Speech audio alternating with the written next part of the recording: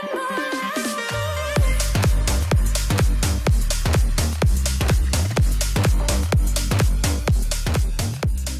morning, YouTubers! How are we today? Well, I'll tell you, this is an early one. 4:39 AM. Oh, the missus was away out for a Christmas night out last night, so she's away to go and see her friends. I decided to take the wee one to her bed around about 6, half 6, and then I fell asleep. Woke up at 4 and I'm awake, so what a perfect time to get up in the morning and start working on a wastegate. Well, I say working on a wastegate. We're going to take it apart and have a look at it. Again, it is the old eBay cheapo, so we'll give that a good once over and maybe clean some bits and bobs up, see if we can improve some of the cheapness of it and see if it can make it last a little bit longer. As usual, the place is an absolute mess, so first things we're going to do is tidy the bench up.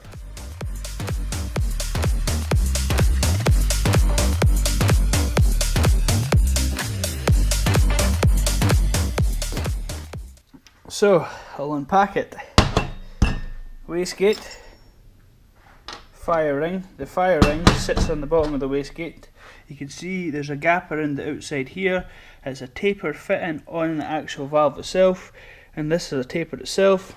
When you push that in there, you can see it's raised slightly above it, but the idea of that is when you clamp down your V-band, that pushes down and holds a nice seal against the valve.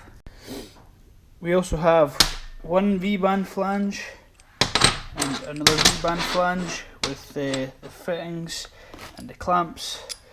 Now I'll say these clamps look cheap as fuck, so I'm going to have to try and tighten them up or loosen them off in this case. I think it's solid. Hey, look at that, it doesn't even look, it's not even round. We have some springs here. There's one spring. Don't know what colour it's supposed to be, it's either brown or rust. And here's another one, which is black or rust. And some fittings. So these look like M8 by 1 to AN4. So that's what will be for the water ports. Also just seen in there is some grub screws, so I wonder if the grub screws are for either blanking off the other side or for holding the stem. Oh, and here's some blanks as well. Look, it comes with wee doughty washers. eBay doughty washers, so I'm sure as hell not going to be using them anyway. Oh look, some more fittings. That's the banjo fittings for the actual lines itself, the wastegate lines, but you know what, I might actually use something like this. Oh, what? It tried to escape. I might actually bore out the water lines and use the larger one for the water lines, because it's one of the things I'm wanting to do is use the water lines in this wastegate to see if I can try and make it last a little bit longer. But not only that, is I want to try and draw them out a little bit. The holes look tiny, so yeah, I don't mind sacrificing a little bit more coolant because I'm going to be running V-mount and quite a thick radiator, and typically with that setup, you know, you need to do a lot to heat that up. I used to run that in the RX-7. The rotary is a very hot engine. They don't have cooling strokes or anything like that. Typically you retard your ignition quite a lot and you run quite a lot of fuel, which just causes a heap of heat, so that in itself doesn't help. And yeah, V-mount worked perfectly, so I've got quite a bit of experience when it comes to cooling with the being rotary, and I've got some cool tips and catch cans I'm going to make with the K21, a little swirl pot for the coolant as well to try and bleed off any air. So guys, look at that, you're on a tripod, that's not like me. So yeah, I've got some Allen key heads in here. I'm not sure what size they are, probably, in fact it'll tell me here. They're 3mm, so yeah, somebody's going to be cringing here because they know fine when the spring pushes against the cup. Oh, they were all loose. So So again, this is a good idea to do this when you get these. That one was tight, so one out of 3 was tight. 4. And this is his last one. You need to try and hold down as much as you can. Oh yes, El Rapido. Stop fucking them threads up. Look at this, that's probably about a 50 psi spring. Nah, I'm only kidding. But you can add these springs together and that increases your boost pressure. However, I'm only wanting 7 psi. The reason I'm wanting 7 psi is so I can put a boost controller on it and tune for boost by gear. So initial impressions is very clean, usual sort of Chinese castings, you know. This is what you can expect. But again, it always amazes me how you can make something like this for so cheap. £50. I don't know, that's $60, something like that. You can't even get the machining done in a machine shop for that money, so, you know, for any part of this.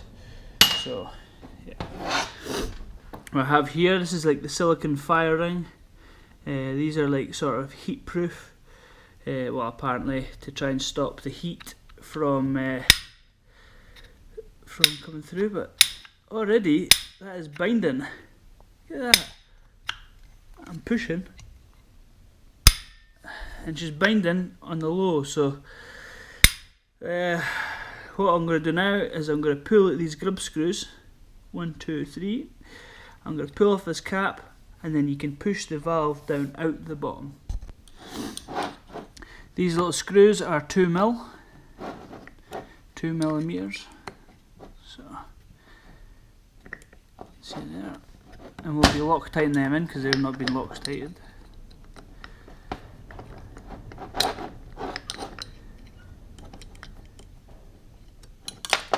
There we go. Okay, looks cheap as hell. No rips on it though, obviously, because it's still new, but we'll go and give this a good going over, but you know, it looks alright. It does look cheap as hell, so it might benefit if somebody had extra money to actually just buy a genuine tile one, and it will last a bit longer, because these can rip. Oh, there it goes. Seems to be some sort of green seal around here. It's like a nylon seal of sorts. And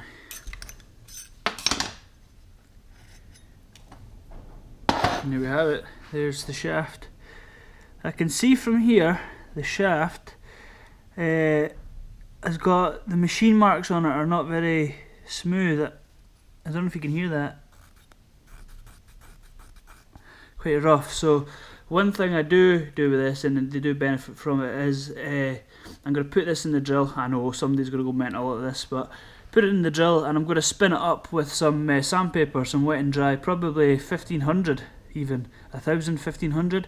Get it as smooth as I can, and I'm going to use this stuff here, which is high temp nickel anti-seize. It says 500 degrees rated, so it's quite high temp stuff. So I'm going to polish this and I'm going to pull this apart now. You need a 3mm for the top cover pieces, and you need a 3mm, and you need a 2mm for the top grub screws. So that's only 2 Allen keys, which isn't too bad. I mean, they're not the most common, but you know, you'll easily find these. So feeling these when I'm pulling these apart, that is tight. They have got Loctite on them by the feel of them, unless they're cross-threaded, which I wouldn't put it past it. So we'll unscrew these.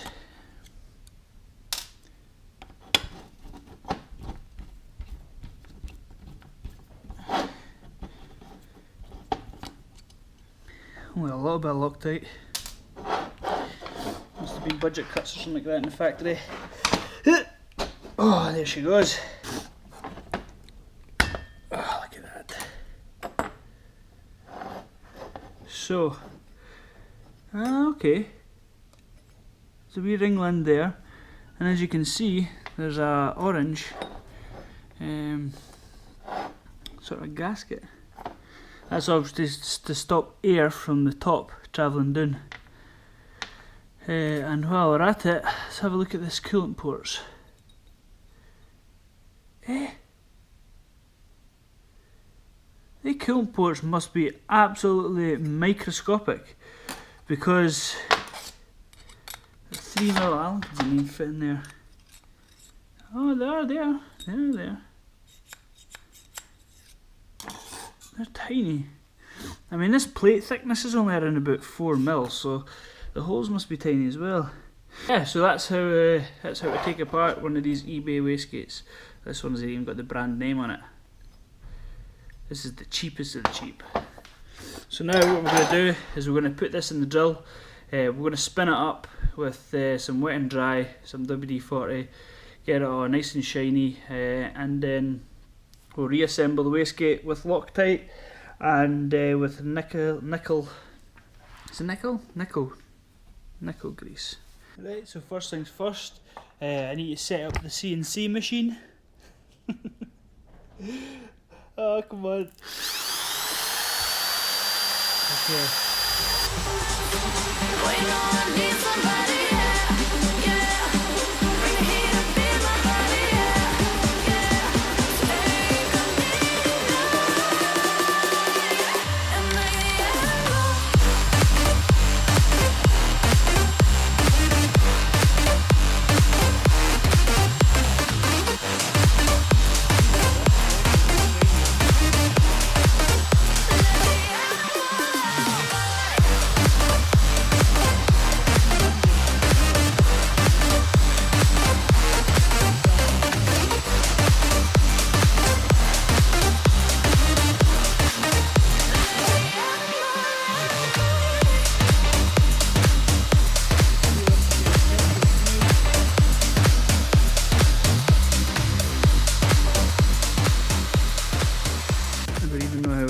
See that, but she's gone like super shiny, super smooth. The idea of that again is to stop any picking up or dragging.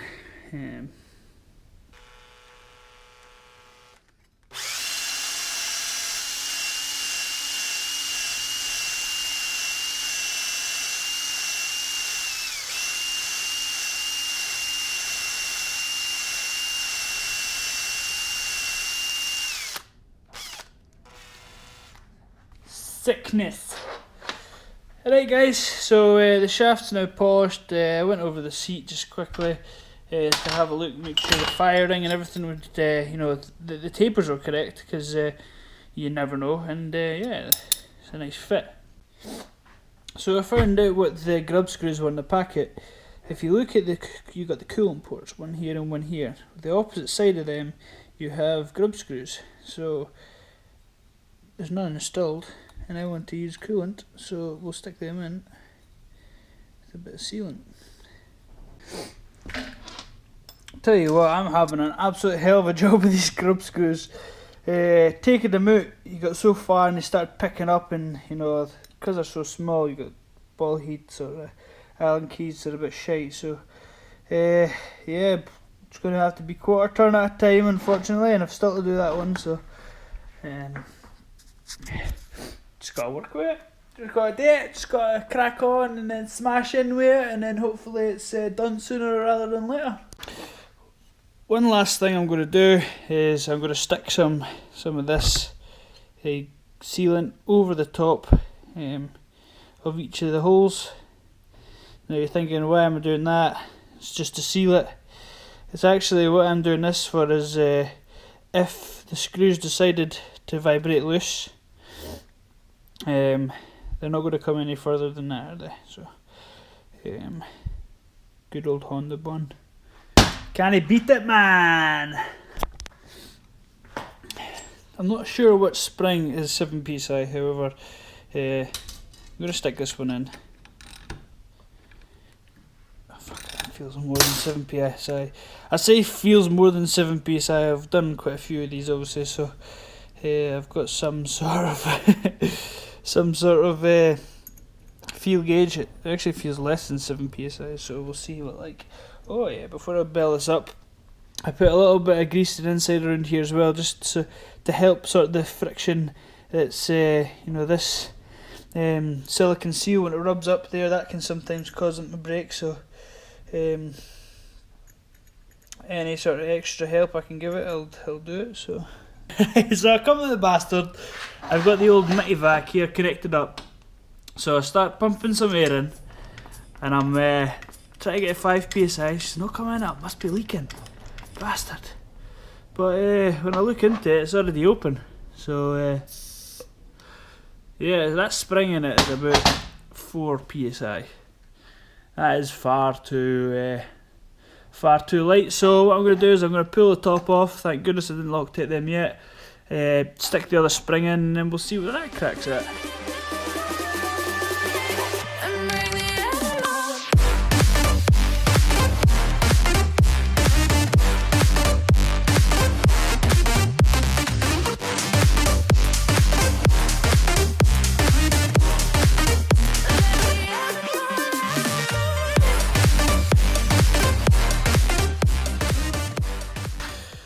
Let's try that again then, shall we?